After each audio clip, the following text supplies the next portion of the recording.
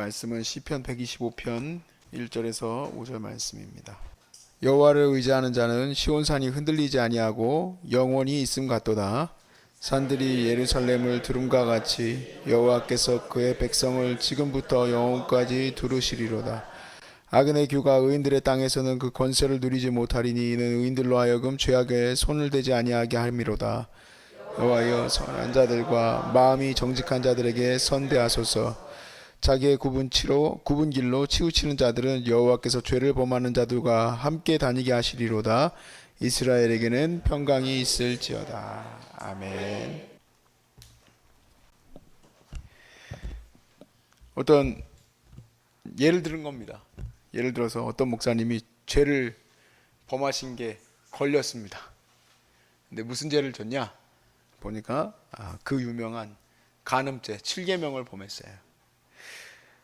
근데 물론 얘는 아닙니다. 근데 그런 사람이 있었다고 해본다면 제가 그런 기사를 읽거나 그랬을 때 그런 생각을 해봤어요. 과연 이 목사님은 7계명 설교를 할 수 있었을까? 제가 지금 범죄를 하고 있는데, 저지르고 있는데, 여기 성도들 앞에서 여러분 간음하지 마십시오, 순결하셔야 됩니다, 설교할 수 있을까? 우리 인간을 하나님께서요, 사이코패스가 아니고서는 이 윤리적인 이런 어떤 양심이 있기 때문에 아마 그거는 못할 겁니다. 그런 생각을 했어요. 그런데 동일하게 동일선상에서 죄를 짓는 사람이 하나님의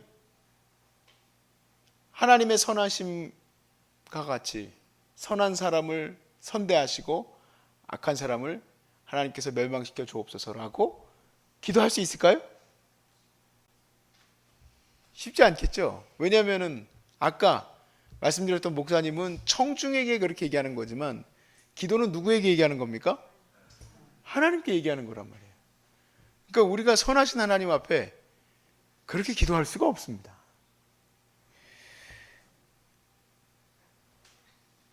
우리가 하나님 앞에서 선을 논할 수 있는 존재가 아니죠. 당연히 선을 논할 수 없습니다. 그럼에도 불구하고 이 설교가요, 힘이 있으려면 조나단 에드워드 목사님의 설교가 그냥 이렇게 눈이 나쁘셔서 이렇게 읽으셨대요. 이렇게 진짜 이렇게 가까이다 대고. 저도 옛날에 난시라고 그러나? 원시라고 그러나? 아무튼 아주 너무 눈 안 좋으신 그 형제님들 있잖아요. 정말 이렇게 읽더라고요. 텔레비전을 화면 옆에 가서 보더라고요. 그 여의도 고등학교에 아예 저기가 있어요. 그렇게 눈이 잘 안 보이시는 분들 다니는 데가. 그렇게 하면 이렇게 지금 여러분들을 보면서 설교를 해도 은혜가 될까 말까 한데 이렇게 하고 읽으면은 설교가 은혜가 되겠습니까? 근데 그분 설교는요, 정말 들으려고 온 사람이 아니라 밖에서 지나가던 사람도 회개할 정도라고 하더라고요. 철저하게 하나님 앞에 서려고 했었던 사람의 설교는요, 무조건 힘이 있습니다. 제가 동일한 선상에서 말씀드리고 싶은 건 뭐냐면, 비록 우리가 선을 논할 수 없는 사람일지라도 선 가운데 있는 사람들, 하나님의 의로움 가운데 있는 사람들은 기도의 힘이 강력할 수밖에 없습니다. 기도의 힘이 어디서 나올까? 기도의 힘은 바로 삶에서 나오는 겁니다. 기도의 힘은 대심이 아니라, 그런 얘기 하잖아요. 우리 옛날에 그런 얘기들을 해요. 삼각지가 아니고 삼각지는 도대체 어디야?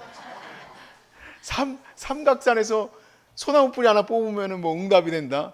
그래서 무슨 응답 됐나 하고 물어봤더니 빌딩을 샀대요. 글쎄, 좀 이상하다.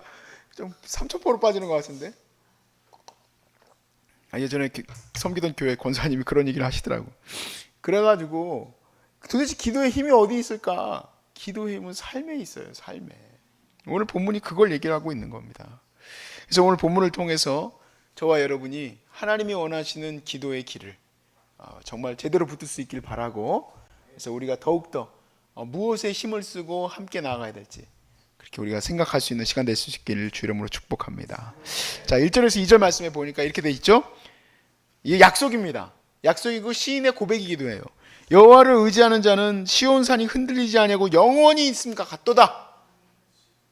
여호와를 의지하는 사람은 이 산이 항상 있는 것과 같이 항상 있을 수 있다. 산들이 예루살렘을 두름과 같이 여호와께서 그의 백성을 지금부터 영원까지 지켜주실 것이다. 두루시리로다. 할렐루야. 멋지죠?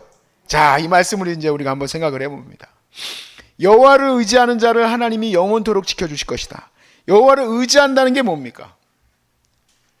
온갖 죄악 가운데 살면서도 주여 여호와를 의지합니다, 여호와여 도와주옵소서가 여호와를 의지한다는 얘기가 아니에요. 이 바로 블랙 코미디 같은 이 상황이 옛날에 저 어렸을 때 봤던 투캅스라는 영화를 보시면 안성기가 온갖 죄를 저지르는 부패 경찰인데 이렇게 탁 성전에 앉아가지고 아버지 도와주옵소서 온갖 부패한 건 다 저지르면서 아버지 도와주옵소서 하는 그 블랙 코미디가 그리스도인들의 모습과 다를 바 없다는 얘기예요. 그건 여호와를 의지하는 게 아니에요. 여호와를 의지한다는 게 내가 내 마음대로 살면서도 하나님을 의지합니다, 하나님 도와주세요, 하나님 저를 지켜주세요 하는 게 여호와를 의지하는 게 아니에요. 내가 비록 선한 것에 있어서 부족할지 모르지만 그럼에도 불구하고 최선을 다해서 하나님의 뜻을 따르는 것이 여호와를 의지하는 거예요. 이 말씀을 조금 쉽게 설명하신 부분이 예수님이 요한복음 15장에서 설명하신 거예요. 예수님이 요한복음 15장에서 설명하실 때 나는 포도나무요 너희는 가지다. 그러므로 너희가 나의 안에 거하지 아니하면 아무것도 열매를 맺을 수 없다라는 얘기를 하셨어요. 말 그대로 예수님만 의지해야지만 너가 온전히 선한 삶을 온전한 열매들을 맺을 수 있다라는 얘기인데, 이것을 설명하실 때 그러면 내가 예수님을 의지하고 예수님 안에 거한다는 게 뭘까? 예수님이 설명하시기를 내 안에 거한다는 것은 나의 계명 안에 거하는 것이다 라고 얘기했어요. 그러니까 예수님의 말씀 안에 거하는 사람이 예수님을 의지하는 것이고, 그 하나님의 말씀 안에 거하는 사람이 하나님을 의지하는 것입니다. 그렇다면 그 의지함을 우리가 한번 생각을 해봅시오. 요셉이 하나님을 의지한다. 그 고난 가운데, 그 어려운 그 감옥 생활과 또 그 종으로서의 삶을 살아갈 때 바로 보디발의 아내를 범하지 않은 것이 여호와를 의지하는 거죠. 여호와를 의지한다는 말을 어떻게 하겠습니까? 다니엘이 우상 숭배하지 아니하고 목숨을 내놓는 것이 여호와를 의지하는 거죠. 여호와를 의지한다는 것은 권세와 권력을 두려워하지 아니하고 에스겔과 모르드게가 목숨을 걸고 기도하며 그 모든 것을 대했던 것이 바로 여호와를 의지하는 거죠. 여호와를 의지한다는 건 말로 여호와를 의지합니다 하는 게 여호와를 의지하는 게 아니라 삶으로 하나님의 말씀을 따라가는 게 여호와를 의지하는 거예요. 내가 여호와를 의지하는 목회를 하겠다, 내가 여호와를 의지하는 삶을 살겠다, 내가 여호와를 의지하는 이 치병을 하겠다, 투병을 하겠다 라고 마음 먹은 사람은 어떤 사람이냐? 하나님의 말씀을 따라가는 사람들을 말하는 거예요. 그 사람들의 삶은 곧 무엇으로 연결되는가? 설교자가 힘 있는 설교를 하는 것은 그의 삶이 받쳐져야지 설교가 힘 있다고 얘기를 드렸듯이, 동일하게 기도의 힘도 삶으로부터 나오는 거예요. 삶으로부터. 그런 의미에서 우리가 3절 말씀을 한번 보시면 이렇게 되어 있습니다.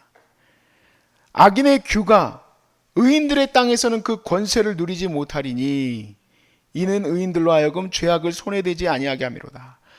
여러분, 악인의 규는 뭡니까? 악한 사람이 여러 가지 명령을 내립니다. 예를 들면 느부갓네살 같은 경우에 자기 우상, 자기 신상에게 절해라, 이게 이제 악인의 규죠. 악인의 명령이 내렸습니다. 근데 그 권세가 누리지 못하는 이유는 의인들이 그것에 대하여서 소위 말해서 거부하는 거죠. 우리는 할 수 없다. 하나님 말씀을 의지하기 때문에 그 권세의 규가 힘을 발휘하지 못하는 거예요. 동일하게 내 삶 속에 이런 어떤 치열한 투쟁, 치열한 삶에 대한 이 싸움이 있는 사람들이 바로 하나님을 의지하는 사람들인 거예요. 하나님을 의지한다고 말하면서 이렇게 얘기한 적이 있었어요. 우리 기독교가, 우리 한국 기독교가 신사참배를 할 때 하나님이 우리를 지키시고 이거는 그냥 가서 절하는 건 아니고 고개만 숙이고 오는 거다. 이거는 하나님을 망령되이 일컫는 거예요. 하나님 내 삶에 하나님의 은혜를 주십시오 하는 사람들은 치열하게 자기 삶을 살아가는 사람들이에요. 그게 여호와를 의지하는 거예요. 치열하게 자기 삶을 살아가는 사람이 여호와를 의지하는 거예요. 그 가운데 하나님이 도우심을 주시는 거예요. 소중한 사람들 센터를 세울 때에 우리가 아무것도 안 하고 기도만 하려고 어디 앉아가지고 주여 소중한 사람들 힐링센터 지어주옵소서 30년 동안 도 닦아서 세운 게 아니에요. 치열하게 주님이 하라는 거 열심히 생활을 감당해 오면서 여기까지 온 거지. 물론 그 가운데 사기도 당하고 어려움도 당하고 가난과 어려움과 괴로움과 여러 가지 아버지 하나님 앞에서 정말 이거 왜 이렇습니까 하고 할 정도로 괴로운 가운데 있었지만 절대 뒤로 물러서지 아니하고 하나님의 길만 바라보고 간 거예요. 그랬을 때 그 사람을 여호와를 의지한다고 얘기하는 거지, 그냥 막연하게 앉아고 주님 도와주세요. 우리 청년들은 그러면 저한테 혼나요.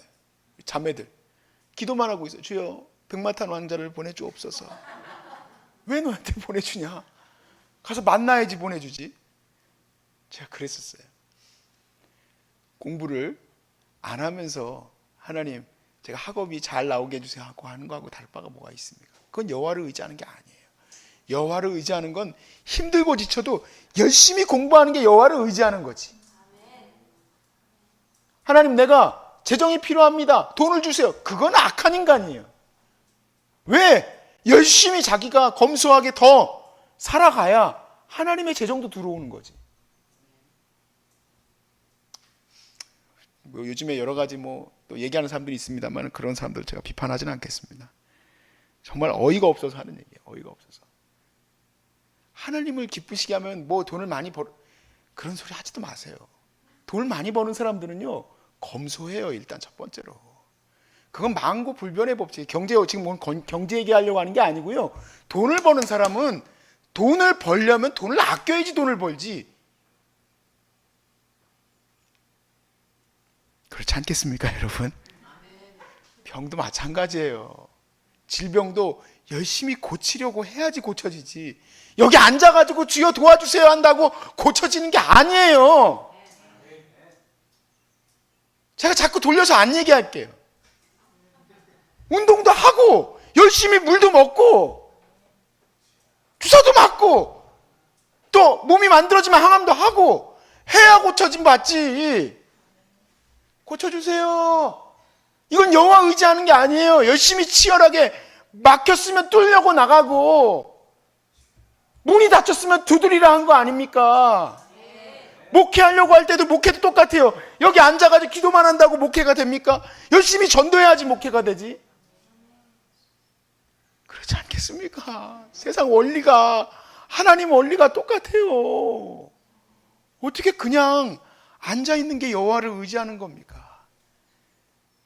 여호와를 의지하는 거는 악인의 규합에 강하게 저항하는 것처럼 내 삶의 모든 것에 행동이 있어야 돼요. 믿음은 행동이 없이 어떻게 믿음의 열매를 보겠냐 이 얘기예요. 말만 한다고 열매가 맺어지겠느냐. 저는 제게 맡겨준 게 있어요. 열심히 설교를 합니다. 제가 열심히 설교하는 이유는 우리 환우들의 믿음이 하루에도 12번 올라갔다 내려갔다 하기 때문에 그래요. 하나님 믿고 뭐 하라는 얘기일까요? 살려고 발버둥 치라는 얘기예요. 하나님 약속하셨으니까 기도하라는 얘기예요. 하나님 약속하셨으니까 기도하면서 하나님의 거룩한 능력을 받아야 되지 않겠습니까? 말씀도 열심히 보고 좀 뭔가 이 삶에 열정이 나타나야 되지 않겠습니까? 제가 할 수 있는 일은 그거기 때문에 열심히 그 일을 하고, 우리 선생님들은 또 선생님들 나름대로 열심히 하고, 우리 또 주방에 계신 분들은 주방 나름대로 열심히 하는 거예요. 근데 한 분이 안 해. 환자가 안 해. 환장하겠네. 4절에서 5절까지 말씀을 보시면 여호와여 선한 자들과 마음이 정직한 자들에게 선대하소서 그랬습니다. 그렇죠? 자기의 굽은 길로 치우치는 자들은 여호와께서 죄를 범하는 자들과 함께 다니게 하시리로다. 이스라엘에게는 평강이 있을지어다. 아멘. 저는 여러분에게 평강이 있기를 바랍니다. 선한 삶을 바라보면서 살라는 말씀입니다. 야고보 사도도 의인의 기도에는 간구하는 힘이 크다라고 얘기를 했죠. 기도의 힘은 기도의 능력은 삶에서부터 나오는 겁니다. 살아가면서 기도하는 거지, 그냥 가만히 앉아 있는 것은 기도가 아니에요. 예전에 정말 특이한 분을 한 분 봤어요. 이분이 이제 목회를 하기에 앞서서 신학도 다 접어두고 저희 이제 교회에, 제가 섬기던 교회에 그 기도원이 있었어요. 근데 요즘엔 기도원이 잘 안 되니까 그 기도원에 그분 한 분만 있는 거예요. 이제 우리들은 동원돼 가지고 가는 거고 우리 부목사들은 이제 동원돼 가지고 이제 교구 몇 명 데리고 가가지고 거기서 예배를 드리는 거고, 항상 한 명이 있는데 남자분인데 보니까 신학생이더라고요. 근데 무슨 말을 하든 아멘이라고 그래요. 제가 잘못된 얘기도 아멘, 좋은 말에도 아멘, 재밌는 얘기도 아멘, 그러는 분이에요. 그래서 희한해가지고 저분 뭐 하시는 분이에요? 그랬더니 하나님이 능력 줄 때까지 안 나가려고 저기서 있는 분이라는 거예요. 그럼 도대체 능력 줬다는 게 뭘까? 여러분, 어디서 그런 것들을 바라고 끝날까지 주님께 주실 때까지 기다린다고 말할 수 있겠습니까? 여러분, 삶에서 우리가 가난한 사람들을 돕고 그들을 세워나갈 수 있도록 기도하고, 병든 자를 만나서 그들을 세워나가고 그들을 위해서 기도하고, 아이들을 세워나가면서 아이들을 위해서 기도해주고, 순원들을 위해서 기도하면서 그들을 위해서 기도하고, 내 삶에 부딪히는 모든 삶 속에서 하나님의 선한 뜻을 위해서 끊임없이 치열하게 살아가는 사람들의 기도는 절대 가만히 있는 사람의 기도하고는 비교할 수 없는 힘이 있어요. 기도는 목소리가 세게 나와야지 기도가 센 게 아니라, 우리가 하나님의 선한 뜻을 살아갈 때 그 기도에 힘이 있는 줄로 여러분 믿으시기 바랍니다. 사랑하는 여러분, 우리는 능력 가운데 있습니다. 하루에 2번씩 기도하면서 말씀 보는 이런 시간들이 있습니다. 저는 그 자리를 베풀기는 하지만 결국 기도하면서 싸우는 사람들은 여러분이에요. 여러분이 결국에는 말씀 따라서 살아가야 되는 것은 여러분이에요. 저는 여기에 그냥 갇혀서 열심히 말씀 전하는 사람일 뿐이지, 여러분은 현장에서 싸워가야 될 사람들이에요. 승리하실 수 있길 바랍니다. 반드시 승리하시고, 그리고 여러분들의 입에서 저는 간증 듣기를 원합니다. 여러분들이 여기서 나가실 때 여기서 간증하고 나가시길 바랍니다. 소리 소문 없이 없어지는 게 아니라 여기서 간증하고 나가시는 놀라운 역사가 있기를 주의 이름으로 축복합니다.